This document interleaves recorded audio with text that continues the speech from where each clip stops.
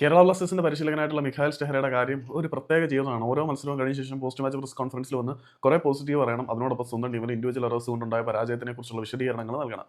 മത്സരം എല്ലാ തവണയും ബ്ലാസ്റ്റേഴ്സ് ഡോമിനേറ്റ് ചെയ്യുന്നത് വളരെ നല്ല കാര്യം തന്നെയാണ്. പക്ഷേ ഇൻഡിവിജ്വൽ എറേഴ്സിനെ എത്ര നാളെന്ന് പറഞ്ഞാണ് ഇങ്ങനെ മറച്ചു വെക്കാൻ കഴിയുന്നത്. ഇൻഡിവിജ്വൽ എറേഴ്സ് തോറ്റതിലും ഇൻഡിവിജ്വൽ എറേഴ്സ് കാരണം തോറ്റതിലും റഫറിയുടെ തെറ്റായ ഡിസിഷൻ കാരണം പരാജയപ്പെട്ടതിലും എല്ലാം വളരെയധികം ഫ്രസ്ട്രേഷൻ ഇപ്പോൾ പുള്ളി പ്രകടിപ്പിക്കുന്നുണ്ട്. അതായത് കഴിഞ്ഞ മത്സരത്തിൽ നോയെ ഇറക്കിയിട്ട് പോലും കാര്യമായിട്ട് വിജയം ഉണ്ടാക്കാൻ കഴിയാത്തതിന്റെ കാരണം റഫറിയുടെ തെറ്റായ ഡിസിഷനാണ്. അത് പുള്ളിയെ വല്ലാതെ ചുടിപ്പിച്ചിട്ടുണ്ട്. പിന്നെ ഇൻഡിവിജ്വൽ എറേഴ്സിനെയും പുള്ളി ഇപ്പോൾ കുറ്റപ്പെടുത്താൻ തുടങ്ങിയിട്ടുണ്ട്. പിന്നെ കേരള ബ്ലാസ്റ്റേഴ്സിന്റെ ഓരോ മത്സരത്തിലും പോസിറ്റീവ് ഇന്റന്റിനെ കുറിച്ച് എടുത്ത് പറയാതിരിക്കാനും പറ്റത്തില്ല. ഓരോ മത്സരത്തിലും പോസിറ്റീവ് ആയിട്ടുള്ള ഒരുപാട് കാര്യങ്ങളുണ്ട്. അപ്പം കോറോസിങ്ങിനെ കുറിച്ചാണ് അദ്ദേഹം കഴിഞ്ഞ മത്സരത്തിന് ശേഷം ഏറ്റവും കൂടുതൽ വാചാലനായത്. പുള്ളി കോറോയെ കാണുന്നത് ഒരു വളരെ മികച്ച പ്രതിഭയായിട്ട് തന്നെയാണ്.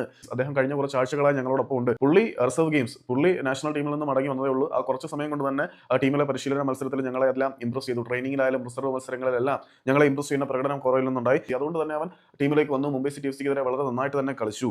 അതുകൊണ്ട് തന്നെ അവനെ കളിപ്പിക്കുക എന്നുള്ളത് എന്നെ സംബന്ധിച്ചിടത്തോളം വളരെ വേഗത്തിലുള്ള ഒരു തീരുമാനമായിരുന്നു. കോറോസിങ്ങിന്റെ പ്രതിഭയുടെ കാര്യത്തിൽ നമുക്കാർക്കും യാതൊരു സംശയമില്ല. ഇന്ത്യൻ സൂപ്പർ ലീഗിലേക്ക് വന്ന് കയറി റെക്കോർഡ് സ്വന്തമാക്കുന്ന തരത്തിലുള്ള പ്രകടനം നമ്മുടെ കോറോ കാഴ്ചവെച്ചു. പക്ഷേ ഈ ബ്ലാസ്റ്റേഴ്സ് മാനേജ്മെന്റിന്റെ സ്വഭാവം വെച്ചിട്ട് ഈ കോറോയെ പോലെ ഒരു താരത്തിനെ തൊട്ടടുത്ത സീസണിൽ തൂക്കി വിറ്റ് കഴിഞ്ഞാൽ അതിനകത്ത് അത്ഭുതപ്പെടാനൊന്നുമില്ല എന്നുള്ളതാണ് യാഥാർത്ഥ്യം.